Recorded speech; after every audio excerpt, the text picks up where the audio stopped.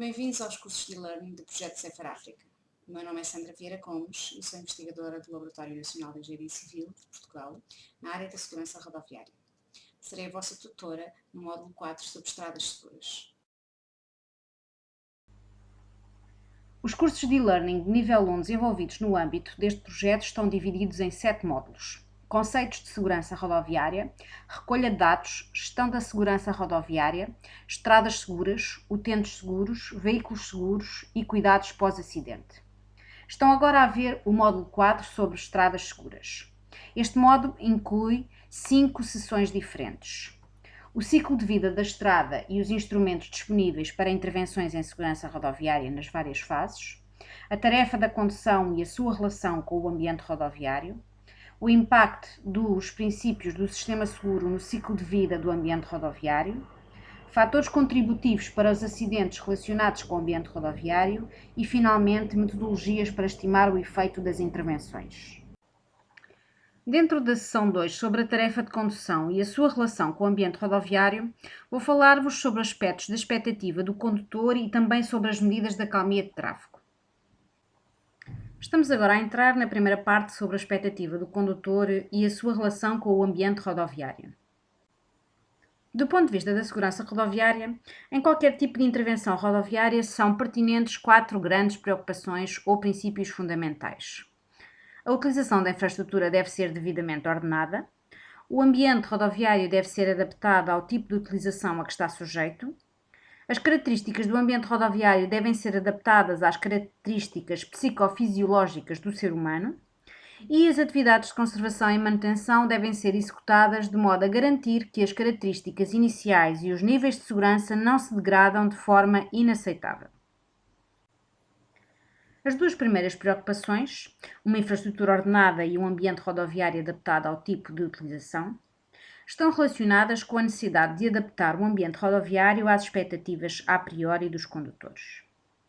Esta expectativa é construída ao longo da vida do condutor e, como tal, é muito difícil de ser alterada através de intervenções locais. Por isso, é importante assegurar uma correta hierarquia da rede rodoviária e uma diferenciação adequada das suas características para que o condutor possa facilmente identificar o comportamento adequado a cada estrada. A terceira preocupação está relacionada com duas premissas. É importante garantir que não sejam impostas exigências aos utilizadores que excedam as suas capacidades psicofisiológicas. As expectativas ad hoc do condutor não devem ser comprometidas. A expectativa ad hoc é uma expectativa de curta duração que o condutor desenvolve no percurso em que conduz e que se baseia nas características da estrada e do tráfego que o condutor encontra.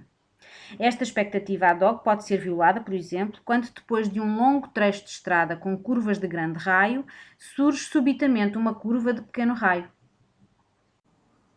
Estamos agora a entrar na secção relativa às medidas de acalmia de tráfego. Não existe uma definição única e globalmente aceita de acalmia de tráfego. Algumas das definições são expressas em termos de objetivos, enquanto outras são expressas em termos de medidas. Os objetivos referem-se geralmente a elementos como a melhoria da segurança rodoviária, o aumento da habitabilidade e a proteção do ambiente. De um modo mais geral, pode dizer-se que a acalmia de tráfego visa aliviar os efeitos adversos do tráfego motorizado. As medidas geralmente referem-se ao controle de velocidade local e outras medidas de contenção de tráfego, mas podem mais amplamente incluir também planeamento da rede, políticas de estacionamento e estímulo ao uso de modos alternativos de transporte. As medidas de acalmia de tráfego são geralmente classificadas de acordo com a seguinte estrutura: alterações nos alinhamentos horizontais, alterações nos alinhamentos verticais, e eu adicionei um terceiro grupo onde estão todas as outras medidas que não podem ser classificadas dentro dos dois primeiros grupos. Nas alterações nos alinhamentos horizontais temos então os estreitamentos de via, as extensões do passeio, as chicanas, as zonas de estacionamento, os ilhéus centrais para peões e as rotundas.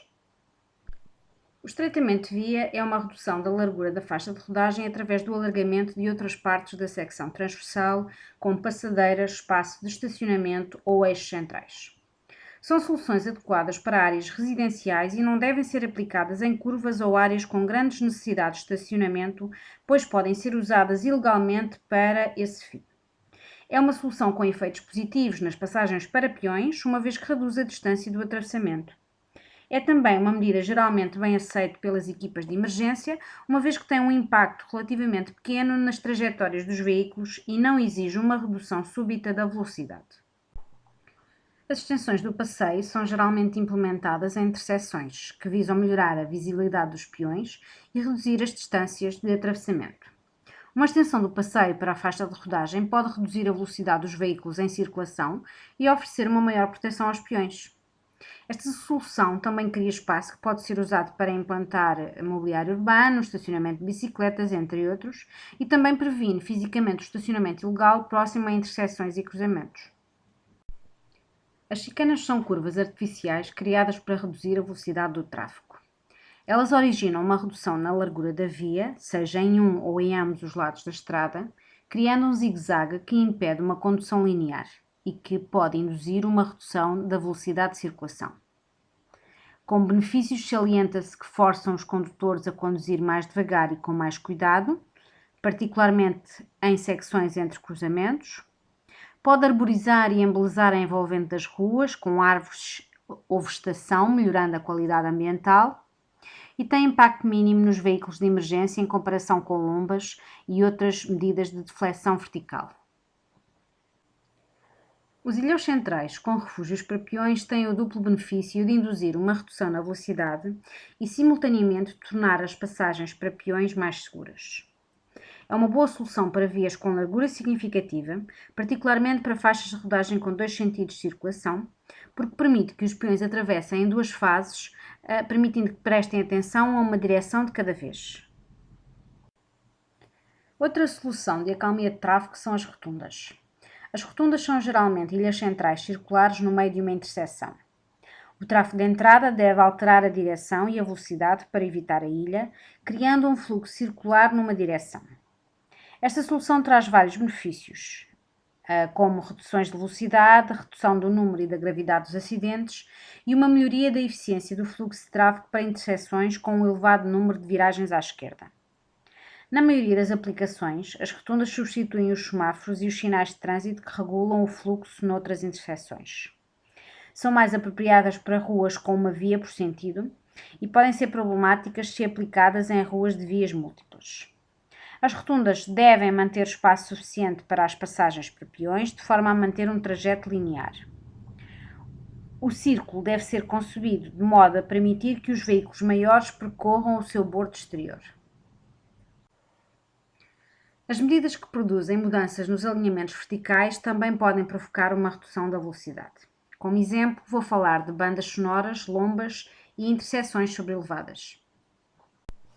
As bandas sonoras são marcadores de pavimento sobreelevado, espaçados em intervalos regulares na estrada que criam ruído e vibração para o veículo. As bandas sonoras transversais são utilizadas para alertar os condutores de uma alteração inesperada na estrada, tal como a necessidade de mudar de via, abrandar ou parar, ou de alterações no alinhamento da estrada.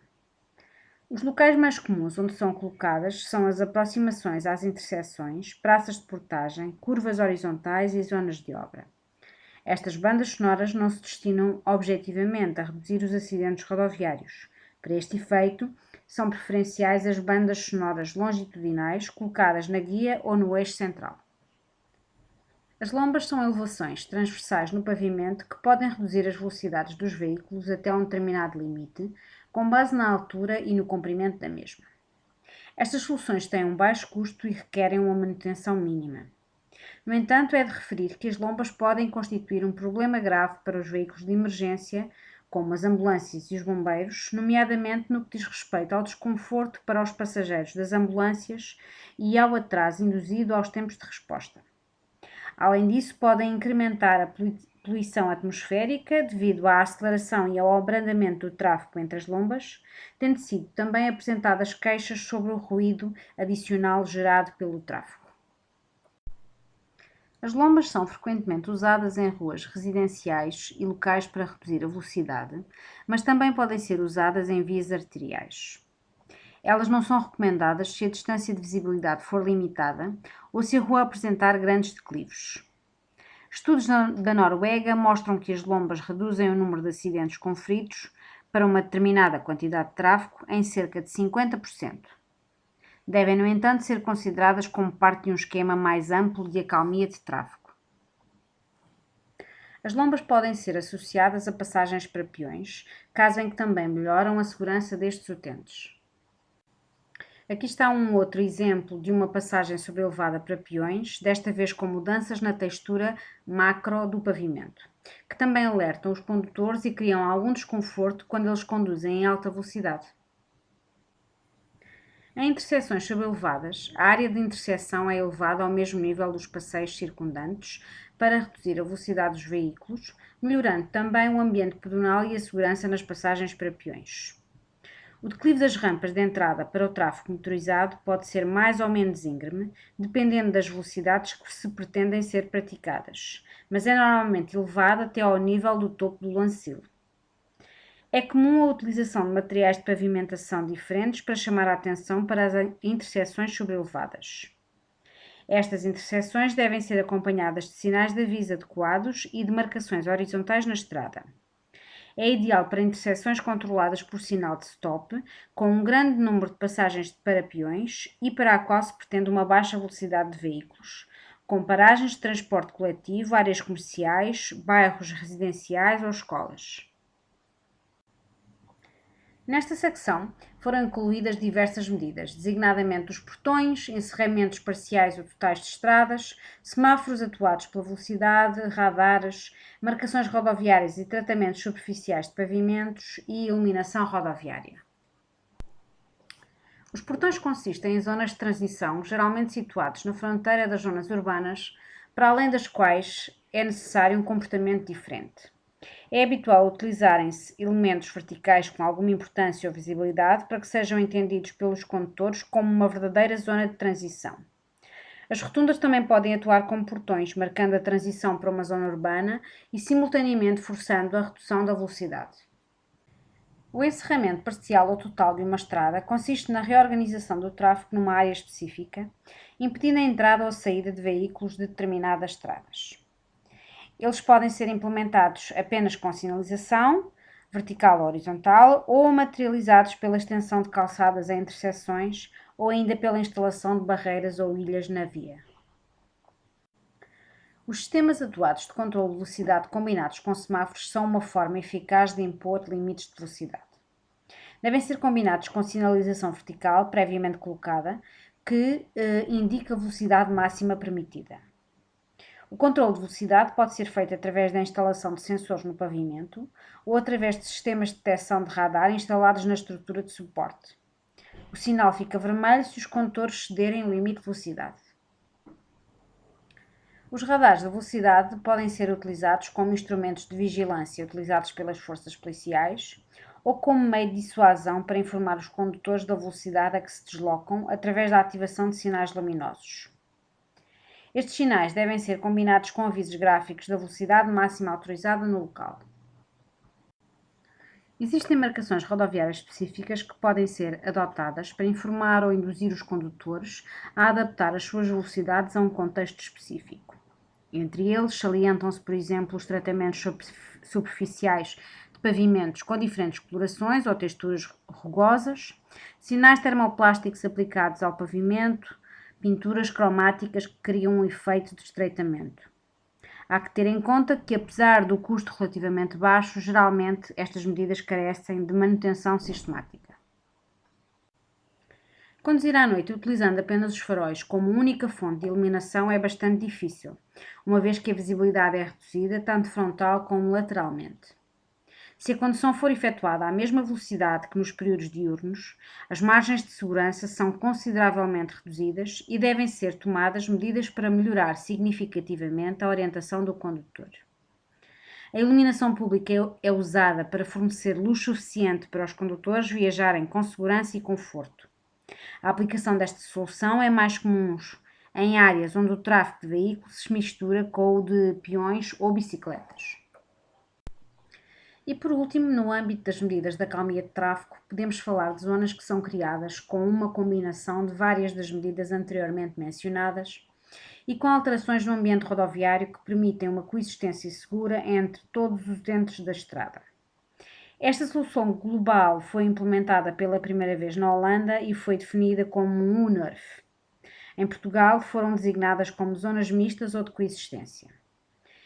Estes UNERF são zonas onde não há distinção física entre tráfego motorizado e outros modos de transporte. O limite de velocidade é cerca de 15 km por hora e aplicam-se a vias de acesso local localizadas em áreas residenciais. Embora a prioridade seja dada aos peões, os veículos motorizados têm o direito de acesso a essas áreas, mas os condutores são forçados a abrandar e a ser cautelosos.